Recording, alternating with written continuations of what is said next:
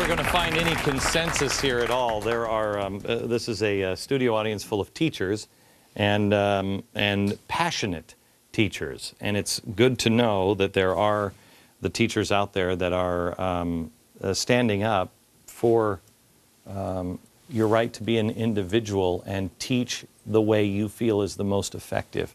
Or to say, no, wait a minute, we do have to be more logical. Or to say, no, well, no, wait a minute, I don't think Christy is. Or Joe, what was your statement here?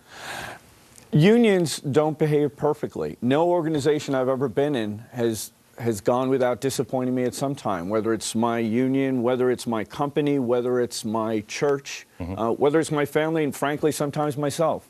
We don't behave perfectly. I don't think the union is the political machine you claim, apparently by the results of the last election. Hold on just a second. Wait. Okay. Hold on, just wait. I'll let you finish. You watch the show? Yes. You watch the show? Yes. Not all the time, but yeah, okay. A lot. How many here have seen the things that I have shown from the unions where they are in bed with communists and Marxists? Okay? So you've seen it. So when I say a political machine, I don't necessarily mean that they're trying to get somebody elected. That machine has made the decision up at the top. I don't think the union members have, but up at the top, they've made the decision, as Andy Stern says, and Richard Trumka, workers of the world unite. They are moving towards a different political machine than our republic. And that's what I mean. And they are clearly indoctrinating and using whatever button they can push on people to unite them and get them to push in that direction. You disagree with that? Welcome to the world of unions and lobbies. And you're right, they are doing that. Well, that's a problem with unions and lobbies. But in Pennsylvania, let me give you an example. In Pennsylvania, half the teachers who voted for the Republican Governor Corbett, okay? And I don't think they realized what Corbett had in mind for education, which was outright destruction, but they went that way nonetheless. What I don't see is where the union has held me back from being a great teacher. It doesn't affect me in my classroom. I work with great teachers, and maybe I'm lucky. I think I am. We work in a great district. We're allowed to do things. I came in the first few years. I've done outrageous things, as Dave can tell you. I've had heated public political discussions in the faculty room. Trust me, I hold my line on issues. But I've been accepted nonetheless. I don't think it's this monolithic machine that you're talking about, and it certainly does not prevent me from being a good teacher. I am not saying that at your level. I'm not saying that. I'm saying, can anybody else explain this? I'm saying this, yes, up here, go ahead. Mr. Beck, I totally disagree, and I also teach in the state of Pennsylvania. I did vote for Governor Corbett, and I'm proud of that, and I have to say, if this is not a political machine, the unions generate $2 billion a year from our dues that we have to contribute.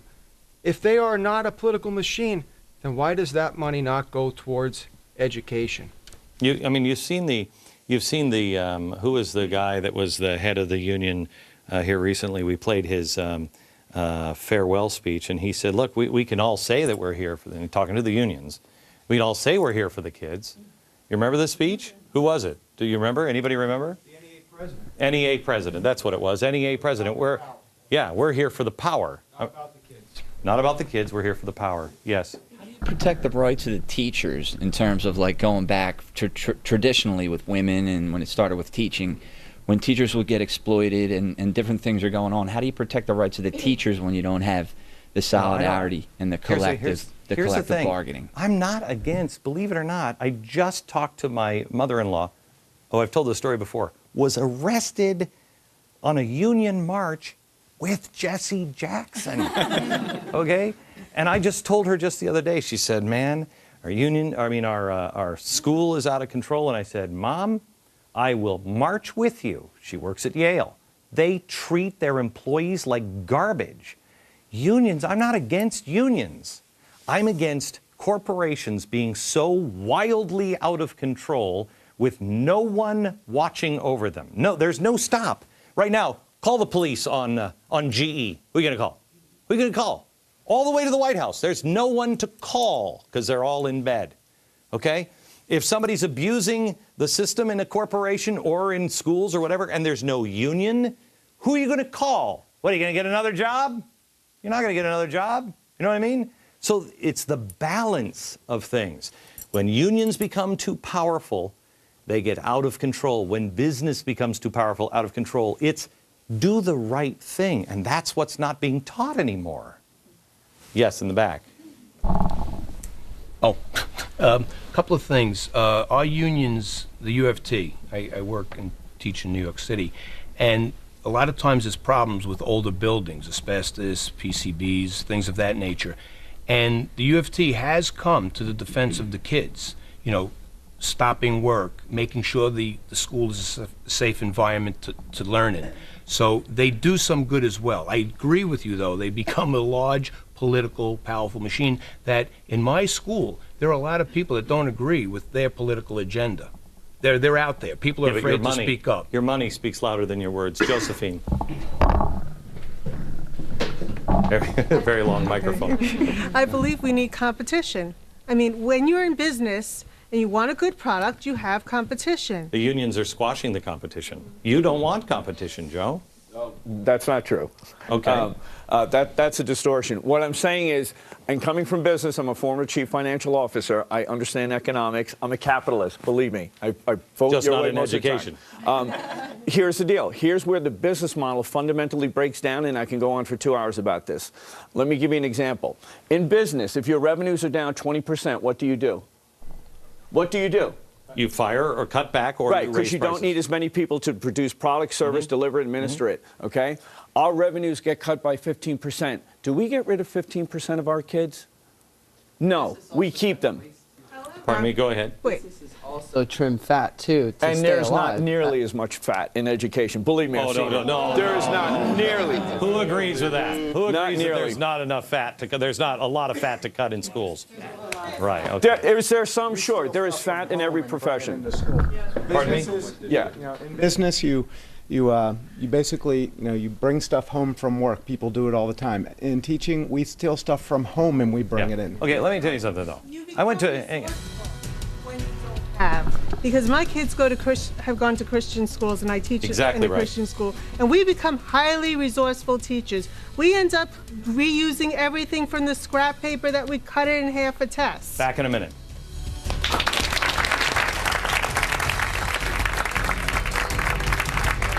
I have a feeling we could go 2 or 3 hours with this crowd tonight. Things are just starting to get warmed up. We are with teachers, many of them union members, and talking about what's going on in our schools and how to fix it. Lee.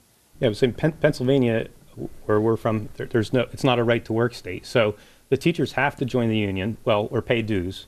You can opt out of the union, but you have to pay the dues either way. So that's like So as long as they got your money, Yeah. yeah, go ahead. And they don't ask their opinion about what's going on at the national level or even the state level. So it's representation, no representation for the little guy. Even though that's what it's supposed to be, Right. is representation.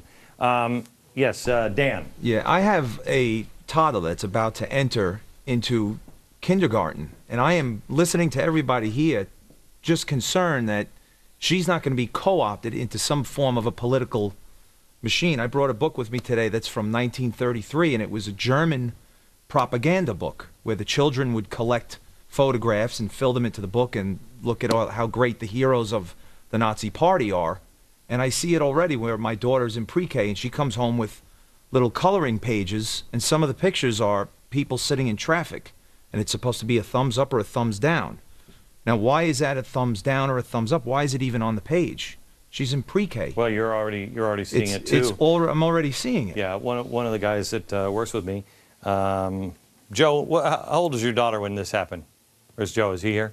I think she was about 8. Came back, reading all about Che, everybody else, and he looked at it and said, "Whoa, wait." And they were teaching all of these revolutionaries and all of these Marxists, and it wasn't Marxist studies. It was really people who have changed the world. I mean, that's a real problem. It's even the Washington cut down the cherry tree. It's a complete farcical story. There's no such thing at all. Why not tell a story of where he was shoved by someone to the ground, and the next day he came back, and instead of fighting this person, he stuck his hand out and said, "Sir, I've dishonored you, and I apologize." I had 3 teachers that I can solidly remember when I went to school, and one taught me discipline, One taught me honor, the honor system, and another one taught me self-reliance. And those are the 3 teachers that I remember as if I had them yesterday. Everyone else is a blur, because I remember hearing from teachers on and off about different political aspects that they believed in, and it didn't make sense to me. I have to tell you, I think we're so concerned about teaching about bullying. In fact, let me take a quick break and we'll come back. I want to start there on bullying.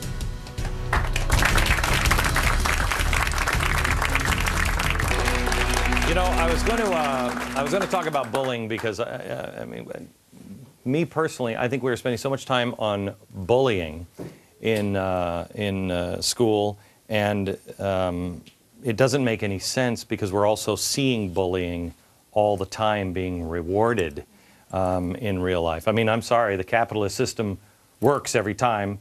In this case, bullying and the capitalist system are uniting, and it's called YouTube. And YouTube is making them a star, and bullying is winning. But I'd rather talk. Actually, Julie had a question about how are we going to change this, or how, you feel like you're alone. Yeah, alone. I mean, within the 4 walls of my classroom, I do my job and I do what I know is right. I teach my children patriotic songs. We sing the 2nd verse of My Country 'Tis of Thee, which has God in every other line. But what do I do beyond that? I mean, I had emailed and talked with my superintendent saying last year when we were asked to make cuts, I will do this. I think we should. But when so many around you were saying, sit down, sit down, sit down, what do you do? You have to stand up, and you are. You're being here. But I tell you, the ones who are going to win and fundamentally transform and will actually have power in the world will be those who understand community organizing. Community organizing is the most powerful force. I mean, I mocked it 3 years ago. I mean, he was like, please, he's a community organizer. Ooh, that kind of... It's changing the world. And if you don't reach out, you won't be able to. You've got to say, okay, this is so far out of my comfort zone, but I'm starting this group of teachers, and let it grow. Teachers have to find each other. We will put something on the website tonight that will, at glenbeck.com, just go to glenbeck.com and click on it, and we will find a way to have you unite.